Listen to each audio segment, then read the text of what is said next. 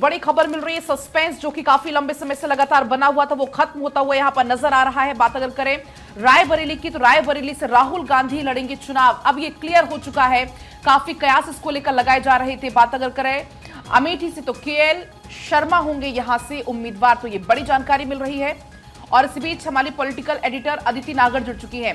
अदिति, लगातार जो सस्पेंस बना हुआ था, फाइनली वो सस्पेंस अब खत्म हो चुका है। खबर यहाँ पर कि राहुल गांधी जो पहले नहीं चाहते थे कि वो चुनाव लड़े अमेठी और रायबरेली से, क्योंकि वो वायनाड से चुनाव लड़ चुके थे, लेकिन परिवार द्वारा या संगठन द्वारा प्रेशर किया गया और उसके बाद अब राहुल गांधी रायबरेली से चुनाव लड़ेंगे। वहीं अमेठी से केएल शर्मा चुनाव लड़ेंगे। अमेठी केएल शर्मा वो व्यक्ति हैं जो गांधी परिवार की तरफ से कॉन्स्टिट्यूएंसीज को, जो दोनों ही रायबरेली अमेठी को देखते थे, उसका काम देखते थे, और राहुल गांधी और प्रियंका गांधी, सोनिया गांधी को दोनों कॉन्स्टिट्यूएंसीज के बारे में अवगत कराते थे।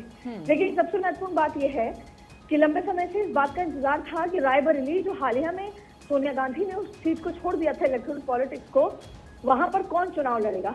और मल्लिकार्जुन खड़गे हो या पूरा जो गांधी परिवार हो, संगठन हो, वो यही चाहता था कि कोई ना कोई गांधी परिवार से चुनाव लड़े। प्रियंका गांधी ने पहले ही मना कर दिया था, क्योंकि जाहिर तौर पर जब सारे ही नेता चुनाव में हैं, तो ऐसी स्थिति में कोई ऐसा नेता होगा जो संगठन में चुनाव को, पूरी प्रक्रिया को ढंग से देखेगा। ऐसी स्थिति में प्रियंका गांधी की तरफ से पहले ही मना हो गया था।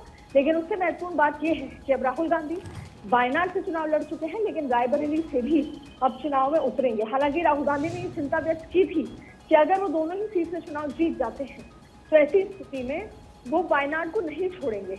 लेकिन रायबरेली में जब जमीनी हकीकत समझी जानी, तो ये निकल कर आया कि रायबरेली के जो लोग हैं वो चाहते हैं कि कोई गांधी परिवार से चुनाव लड़े। अच्छा अदिति, इन सीटों को कहा जाता है कि ये गांधी परिवार और नेहरू परिवार का गढ़ है, और ऐसे में बीजेपी ने स्मृति ईरानी और साथ साथ में दिनेश शर्मा के ऊपर भरोसा जताया। अब इन दोनों के मुकाबले में जब कांग्रेस के उम्मीदवारों को देखा जाए, तो किसका पलड़ा आपको भारी नजर आता है, एक्सपीरियंस के लिहाज से और जनता के विश्वास के लिहाज से अगर देखा जाए तो? देखिए, रायबरेली में जाहिर तौर पे गांधी परिवार का, और अमेठी भी कह लें आप, गांधी परिवार का एक पुराना रिश्ता देखा जाता है हमेशा से। पुराने अगर पूर्वज की बात करें, और आजादी से पहले का समय से गांधी परिवार के साथ भारतीय जो अमेठी का और रायबरेली का रिश्ता अलग है। लेकिन आप देखें, अमेठी में स्मृति ईरानी ने चुनाव हरा दिया था राहुल गांधी को, और उसके बाद से इस बार लगातार ये सवाल था कि क्या राहुल गांधी वापस अमेठी आएंगे। और खुद स्मृति ईरानी ने वायनाड जाकर ये चुनौती दी थी कि अमेठी से हटा दिया है, वायनाड से भी हटा देंगे।